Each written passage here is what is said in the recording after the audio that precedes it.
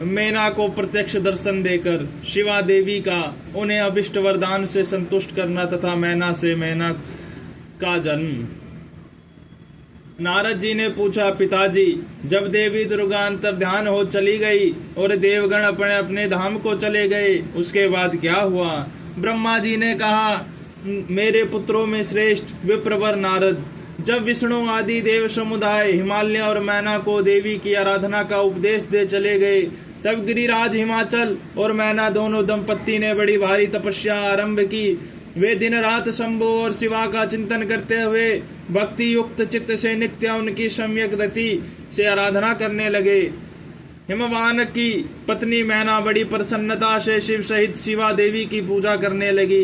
वे उन्हीं के संतोष के लिए सदा ब्राह्मणों को दान देती रहती थी। मन में संतान की कामना ले मैना चैत्र मास के आरंभ से लेकर 27 वर्षों तक प्रतिदिन तत्परता पूर्वक शिवा देवी की पूजा और आराधना में लगी रही। वे अष्टमी को उपवास करके नवमी को लड्डू बलि सामग्री पीठी खीर और गंध पुष्प आदि देवी को भेंट करती थी। गंगा के किनारे औषधि प्रस्थ में उमा की मूर्ति बनाकर नाना प्रकार की वस्तुएं समर्पित करके उसकी पूजा करती थी। मैना देवी कभी निराहार रहती, कभी व्रत के नियमों का पालन करती, कभी जल पीकर रहती और कभी हवा पीकर रह जाती थी। वह शुद्ध तेज से दमकती हुई दीप्तिमती मैना ने प्रेम पूर्वक शिवा में चित्त लगाए 27 वर्ष व्यतीत कर दिए। 27 वर्ष पूरे होने पर जगन्मयी शंकर मां कामिनी जगदम्बा उमा अत्यंत प्रसन्न हुई। मैना की उत्तम भक्ति से संतुष्ट हुए परमेश्वरी देवी उन पर अनुग्रह करने के लिए उनके समान प्रकट हुई। तेजो मंडल के बीच में विराजमान तथा दिव्य अवयवों से संयुक्त उमा देवी प्रत्यक्ष दर्शन दे मैना से हंसती हुई बोली। देवी ने कहा, गिरिराज हिमालय की रानी महासाध्वी मैना, मैं तुम्हारी तपस्या से बहुत प्रसन्न हूँ। तुम्हारे मन में जो अभिलाषा हो उसे कहो। मैना, तुमने तपस्या व्रत और समाधि के द्वारा जिस जिस वस्तु के लिए प्रार्थना की है वह सब मैं तुम्हें दूंगी। तब मैना ने प्रत्यक्ष प्रकट हुई कालिका देवी को देखकर प्रणाम किया और इस प्रकार कहा। मैना बोली, इस समय मुझे आपके रूप का प्रत्यक्ष दर्शन हुआ है, अतः मैं आपकी स्तुति करना चाहती हूँ। कालिके, इसके लिए आप प्रसन्न हो। ब्रह्मा जी कहते हैं, नारद, मैना के ऐसा कहने पर सर्वमोहिनी कालिका देवी ने मन में अत्यंत प्रसन्न हो अपनी दोनों भावों से खींचकर मैना को हृदय से लगा लिया। इससे उन्हें तत्काल महाज्ञान की प्राप्ति हो गई। फिर तो मैना देवी प्रिय वचनों द्वारा भक्ति भाव से अपने सामने खड़े हुई कालिका की स्तुति करने लगी। मैना बोली, जो महामाया जगत को धारण करने वाली चंडिका, लोकधारिणी तथा संपूर्ण मनोवांछित पदार्थों को देने वाली है, उन महादेवी को मैं प्रणाम करती हूँ। जो नित्य आनंद प्रदान करने वाली माया योग निंद्रा जगजननी तथा सुंदर कमलों की माला से अलंकृत है, उन नित्य सिद्धा उमा देवी को मैं नमस्कार करती हूँ। जो सबकी माता मही नित्य आनंदमय भक्तों के शोक का नाश करने वाली तथा कल्प पर्यंत नारियों एवं प्राणियों की बुद्धि रूपिणी है, उन देवी को मैं प्रणाम करती हूँ।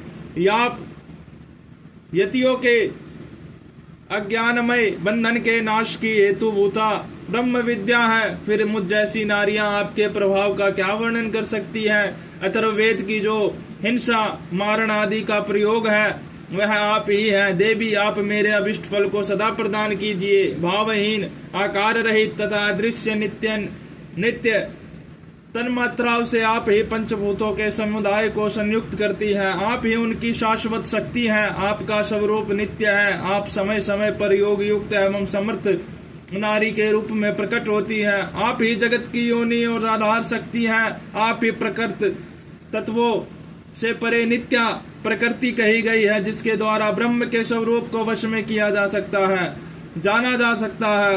वह नित्या विद्या आप ही है। माता है, आज मुझ पर प्रसन्न होइए। आप ही अग्नि के भीतर व्याप्त उग्रदाहिका शक्ति है। आप ही सूर्य किरणों में स्थित प्रकाशिका शक्ति है।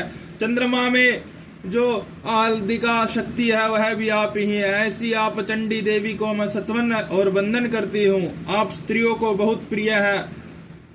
उधर विरेता ब्रह्मचारियों की देवभूता नित्य ब्रह्म शक्ति भी आप ही है। संपूर्ण जगत की वांछा तथा श्री हरि की माया भी आप ही है। जो देवी इच्छानुसार रूप धारण करके सृष्टि पालन और संहारमयी हो उन कार्यों का संपादन करती है तथा ब्रह्मा विष्णु एवं रुद्र के शरीर की भी हेतु भूता है, वे आप ही हैं। देवी आज आप मुझ पर प्रसन्न हो, आपको पुनः मेरा नमस्कार है। ब्रह्मा जी कहते हैं, नारद, मैना की इस प्रकार स्तुति करने पर दुर्गा कालिका ने पुनः उन मैना देवी से कहा, तुम अपना मनोवांछित वर मांग लो। हिमाचल प्रिय, तुम मुझे प्राणों के समान प्यारी हो, तुम्हारी जो इच्छा हो वह मांगो, उसे मैं निश्चय ही दे दूंगी। तुम्हारे लिए मुझे कुछ भी अदेय नहीं है। महेश्वरी, उमा का यह अमृत के समान मधुर वचन सुनकर हिमगिरी कामिनी मैना बहुत संतुष्ट हुई और इस प्रकार बोली, शिवे आपकी जय हो, जय हो उत्कृष्ट ज्ञान वाली महेश्वरी जगदम्बिके। यदि मैं वर पाने के योग्य हूँ तो फिर आपसे श्रेष्ठ वर मांगती हो। जगदम्बे, पहले तो मुझे 100 पुत्र हो, उन सबकी आयु बड़ी हो, वे बल पराक्रम से युक्त तथा रिद्धि सिद्धि से संपन्न हो। उन पुत्रों के पश्चात मेरी एक पुत्री हो जो सब रूप और गुणों से सुशोभित होने वाली हो, वह दोनों कुलों को आनंद देने वाली तथा तीनों लोकों में पूजित हो। जगदम्बिके, शिवे आप ही देवताओं का कार्य सिद्ध करने के लिए मेरी पुत्री तथा रुद्रदेव की पत्नी होइए और तदनुसार लीला कीजिए। ब्रह्मा जी कहते हैं, नारद, मेनका की बात सुनकर प्रसन्न हृदया देवी उमा ने उनके मनोरथ को पूर्ण करने के लिए मुस्कुराकर कहा। देवी बोली, पहले तुम्हें 100 बलवान पुत्र होंगे, उनमें भी एक सबसे अधिक बलवान और प्रधान होगा जो सबसे पहले उत्पन्न होगा। तुम्हारी भक्ति से संतुष्ट हो मैं स्वयं तुम्हारे यहाँ पुत्री के रूप में अवतीर्ण होंगी और समस्त देवताओं से सेवित हो उनका कार्य सिद्ध करूंगी। ऐसा कहकर जगदम्बा धात्री परमेश्वरी कालिका शिवा मैना का के देखते देखते वही अदृश्य हो गई। तात है महेश्वरी से अभिष्ट वर पाकर मेनका को भी देखते देखते वही अदृश्य हो गई। तात है महेश्वरी से अभिष्ट वह वर पाकर मेनका को भी अपार हर्ष हुआ। उनका तपस्या जनित सारा कलेश नष्ट हो गया। मुने फिर काल क्रम से मैना का गर्भ रहा और वह प्रतिदिन बढ़ने लगा। समानुसार उसने एक उत्तम पुत्र को उत्पन्न किया जिसका नाम मैनाक था। उसने समुद्र के साथ उत्तम मैत्री बांधी। वह अद्भुत पर्वत नागवधुओं के उपभोग का स्थल बना हुआ है। उसके समस्त अंग श्रेष्ठ हैं। हिमालय के 100 पुत्रों में वह सबसे श्रेष्ठ और महान बल पराक्रम से संपन्न है। अपने से या अपने बाद प्रकट हुए समस्त पर्वतों में एकमात्र मैनाक ही पर्वतराज के पद पर प्रतिष्ठित है।